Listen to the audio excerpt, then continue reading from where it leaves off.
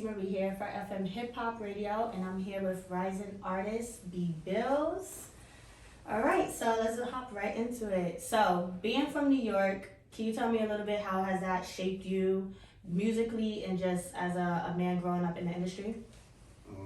Being from New York, especially the Bronx, the birth of hip hop, it was kind of like embedded in me at a young age, and then just, coming up seeing, certain artists, and, people from my city, from New York in general, it just kind of was like a wave, like music, hip hop is like one of the biggest genres, so, where I'm from, that's all we listen to, so, my cousin started rapping, and he was younger than me, and then, I was like, I can do that, because I already loved music as a whole, so I would just, jot down some stuff. I'm like, oh, I could do this, and then everybody started telling me like, yo, you nice, bro, because I had influences like, Jada and Fab and different people like that. So, it just came kind of natural based off the music I used to listen to.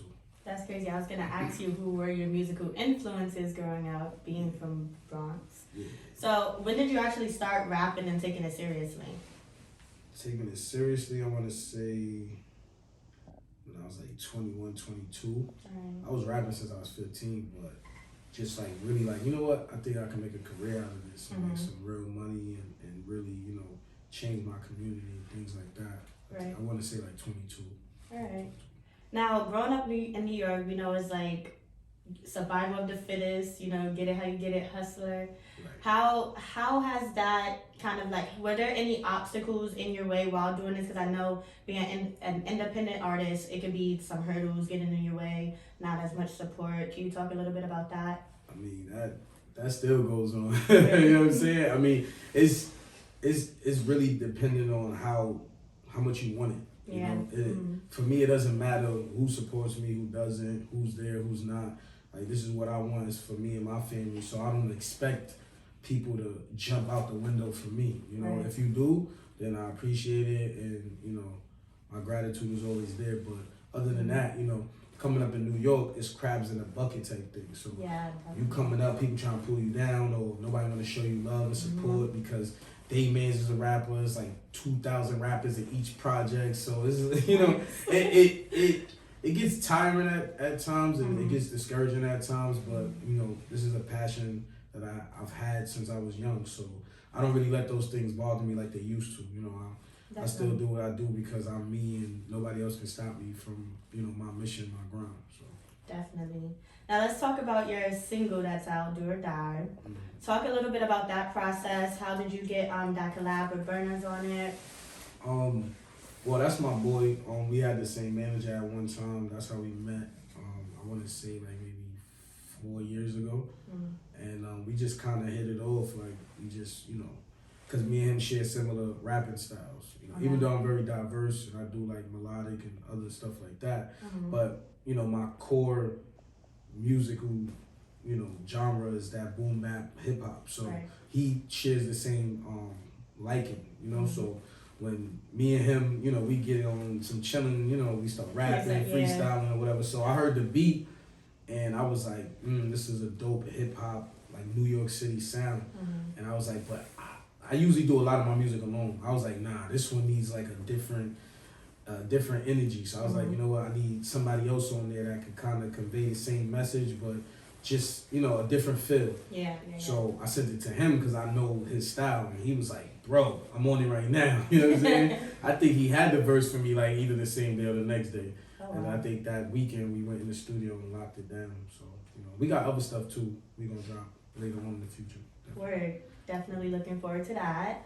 How was the process for the visuals? Like, it was giving real New York. So I'm pretty much the person who puts together all my videos. Okay. I don't really So you edit and everything? I don't do editing. Okay. But I'm the one who's like, okay, I want to shoot a scene here. I want to do this. My cameraman the creative come director. in. Right. Basically, I'm the creative director behind most of my visuals. So, I felt like it needed that old school white background, definitely. And then, the drone catching the city, definitely catching that NYC element.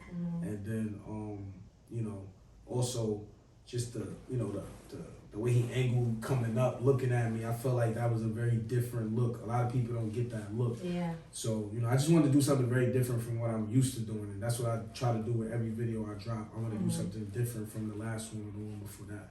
So, it just came together, I went in the spot, I seen what I wanted to see. I was like, okay, yeah, we're going to do it like this. Yeah. And it's doing numbers on YouTube. How does that make you feel? Like, does it motivate? What's the motivation? Does it make you go harder? Like, yeah, okay, I got backers behind me now. So. I try not to get too complacent with like numbers because some of the best songs have some of the lowest numbers. So I don't really do. I mean, I know for labels and stuff like that, and for other people, it's like okay, those views are low. So but for me, it's just like. Because it's a passion, it's not just work. It's like, all right, cool. I'm gonna try to get more views the next one. You know what I'm saying? Right. Just, like you said, it's like a motivation. Yeah. I don't get comfortable. I just get more motivated to keep going. To keep going, definitely. Now, speaking more about music, I kind of want to know what are your 3 top like essentials going into the studio? I need Duce there. Okay, straight. You drinking it straight? Drinking it straight. I Wow. don't chase her nothing. I'm a Henny baby, but okay. I can't deal with Henny no more. I can't handle it. So yeah, get us in trouble. Yeah. Too much trouble. So I do the Duce. That's got to be there. And then just good vibes. A lot of times I like to be alone, but the last couple of sessions I've had my DJ there, my son's godfather, which he's part of the security team. Also, my young boy Vontae, which he's gonna be on my next album. So just kind of people that know my musical style and kind of give input. Right. I usually do stuff my own way, but lately I've been trying to listen to other people and getting feedback and like, okay, you know what, maybe I should do it this way. So it's just about having a good group of people with me. Right. Like I said, Duce, and then just locking in me and my engineer, like me and him like this. So he knows me very musically. So me and him just get in our zone and I go to work. As soon as I go in the studio, I go to work. Like I don't play around, sit around for time is money. I got, you know what I'm saying? Then I chill afterward. I don't even drink when I first come in. I lay down all my tracks and then we sit down and we start editing. That's when I have my drink and we sit down. We just go through the process of each song, stuff like that. Right. I love it though. It's my sanctuary. I love it. Of course.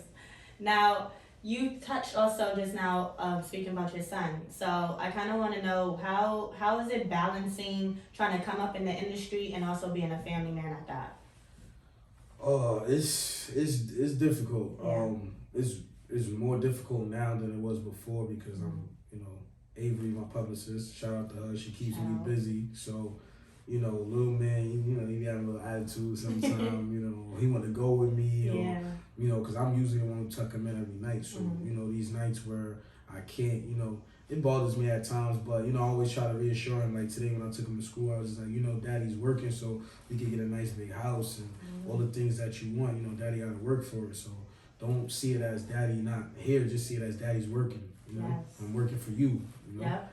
I said, you my boss. You know what I'm saying? He's gonna notice that later down. He's probably too young right now, so but he loves my music. Like he knows almost all my songs. When I come in from the studio, he wants to hear them if he's up. If not, when he wakes up, he wants to hear them, and so he's like one of my biggest fans. Yeah. him and my oldest. I got 2. So nice. Okay. And lastly, what do you want what do you want audiences to take away from your music?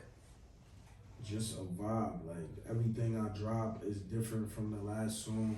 I'm very diverse, like I said, so I just want people to be able to pick a song that fits their situation at the moment and be like, I want to hear that BBillz song that's talking about a female, or I want to hear that hard boom bap because I'm in a bad mood and I just need to hear some bars. Like, I feel like each song that I put together just comes with a certain aura and a vibe that somebody is gonna relate to, Definitely. So I just want it to be like relatable vibes. Yeah, yep, definitely. Actually, I have one more question. What are you manifesting into 2022? Like, what are you coming for in 2022? What can people expect from you? Coming from my spot. Okay. My spot. I'm coming from my spot. I'm coming for that. I don't the king of New York and all. I just want to come for the spot of being one of the greatest, MCs coming out of New York, or I would say songwriters, you know, and I just want, you know, to finally get heard from the masses and people really, you know, understand like I do this because I love to do it, you know, and people just get, like I said, a vibe and be like, yo, bro, really doing it, you know, and then also to encourage other people that, you know, watch me and that they follow the same dreams and passions or different dreams and passions, just to show people like you can really do it, you know. So I'm dropping my first EP, my first real EP, this year, the top of the year, you know. I don't have a date yet, but you know. Stay tuned. Stay tuned. It's gonna be crazy. Every song is gonna be different. There's gonna be some melodic stuff, some Caribbean vibes on there. Ooh. It's gonna be a lot of different things going on. So you know, stay tuned. Definitely. Definitely. All right. Well, you heard it first here at FM Hip Hop Radio. I'm Casey Marie with BBillz, and see you later.